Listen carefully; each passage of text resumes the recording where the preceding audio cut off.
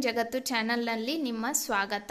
ಇವತ್ತು ನಾವು ಮಷೀನನ್ನು ಯಾವ ರೀತಿ ತುಳಿಬೇಕು ಅಂತ ನೋಡ್ತಾ ಇದ್ದೀವಿ. ಸೊ ಇದು ನಿಮ್ಮ ಮೊದಲನೇ ಕ್ಲಾಸು. ಸೊ ಸ್ಟಿಚಿಂಗ್ ಫೀಲ್ಡ್ನಲ್ಲಿ ನಿಮ್ಮದು ಇವತ್ತಿಂದ ಒಂದು ಹೊಸ ಬಿಗಿನಿಂಗ್ ಅಂತ ಹೇಳ್ಬೋದು. ಸೊ ಎಲ್ರಿಗೂ ಆಲ್ ದಿ ಬೆಸ್ಟ್ ಹೇಳುತ್ತಾ ಇವತ್ತಿನ ಈ ಕ್ಲಾಸನ್ನು ಶುರು ಮಾಡೋಣ. ಸೊ ನೋಡಿ, ನಾನು ಇವತ್ತು ನಿಮಗೆ ಮಷಿನ್ ಯಾವ ರೀತಿ ಆಪ್ರೇಟ್ ಮಾಡಬೇಕು, ಯಾವ ರೀತಿ ತುಳಿಬೇಕು ಅಂತ ಹೇಳ್ಕೊಡ್ತಾ ಇದ್ದೀನಿ.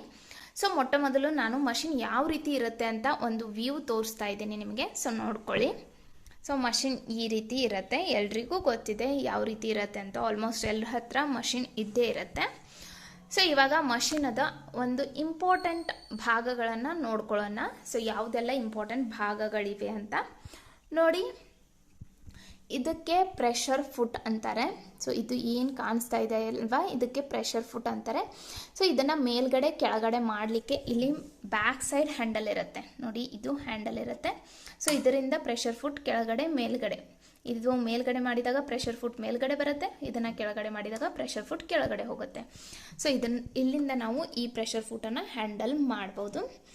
ನೆಕ್ಸ್ಟ್ ಬಂದು ಇದು ನೋಡಿ, ಸೂಜಿ ಇದೆ ಇಲ್ಲಿಗೆ. ನಾನು ಸ್ವಲ್ಪ ಮೇಲ್ಗಡೆ ಮಾಡಿ ತೋರಿಸ್ತಾ ಇದ್ದೀನಿ. ಸೊ ಇದು ಸೂಜಿ, ನಿಮಗೆ ಕಾಣಿಸ್ತಿರ್ಬೇಕು, ಇದು ಸೂಜಿ ಇದೆ.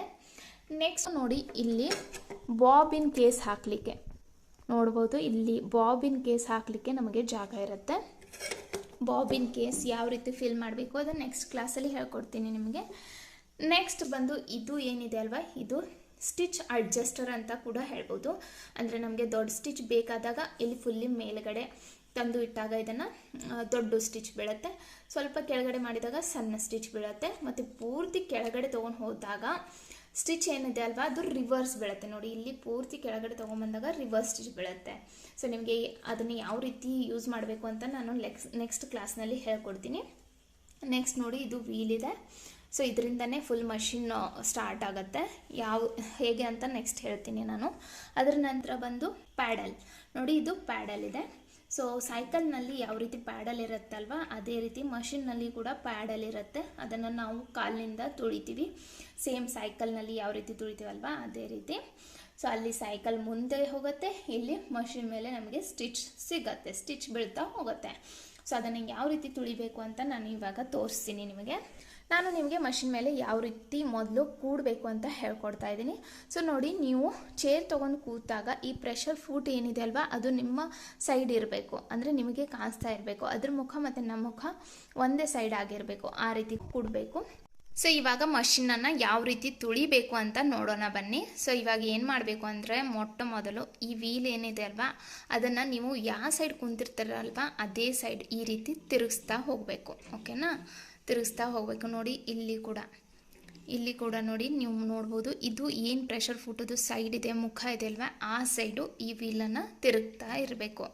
ನೆಕ್ಸ್ಟ್ ನೋಡಿ, ಇದನ್ನು ತಿರುಗಿದ ಹಾಗೆ ಕೆಳಗಡೆ ವೀಲ್ ಕೂಡ ತಿರುಗತ್ತೆ, ಹೌದಾ. ಮತ್ತು ಅದೇ ರೀತಿ ಈ ಪ್ಯಾಡಲ್ ಕೂಡ ಮೂವ್ ಆಗುತ್ತೆ. ನೀವು ನೋಡ್ಬೋದು ಪ್ಯಾಡಲ್ ಅಳಗಾಡ್ತಾ ಇದೆ, ನಿಮಗೆ ಕಾಣಿಸ್ತಿದೆ ಅಂತ ಅಂದ್ಕೊಳ್ತಾ ಇದ್ದೀನಿ. ನೋಡಿ, ಪ್ಯಾಡಲ್ ಅಳಗಾಡ್ತಾ ಇದೆ. ಸೊ ಏನು ಮಾಡಬೇಕು ಅಂದರೆ, ಇವಾಗ ನಿಮ್ಮ ಕಾಲನ್ನು ಈ ಪ್ಯಾಡಲ್ ಮೇಲೆ ಈ ರೀತಿ ಇಡಿ. ನೆಕ್ಸ್ಟ್ ಏನು ಮಾಡಿ ಅಂದರೆ, ಇದನ್ನೇ ಮತ್ತೆ ಈ ರೀತಿ ಮೂವ್ ಮಾಡಿ.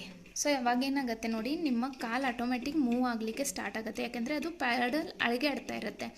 ಸೊ ಅವಾಗ ಏನು ಮಾಡಬೇಕು ಅಂದರೆ, ಯಾವ ರೀತಿ ಅದು ಪ್ಯಾಡಲ್ ಮೂವ್ಮೆಂಟ್ ಆಗ್ತಾ ಇದೆ ಅಲ್ವಾ ಅದೇ ರೀತಿ ನಾವು ಏನು ಮಾಡಬೇಕು ಅಂದರೆ ಕಾಲ ಮೇಲೆ ನಮ್ಮ ಪ್ರೆಷರ್ ಹಾಕಲಿಕ್ಕೆ ಸ್ಟಾರ್ಟ್ ಮಾಡಬೇಕು. ಇವಾಗ ನೋಡಿ, ನಾನು ಕಾಲ ಮೇಲೆ ಪ್ರೆಷರ್ ಹಾಕಲಿಕ್ಕೆ ಸ್ಟಾರ್ಟ್ ಮಾಡ್ತೀನಿ ನೋಡಿ.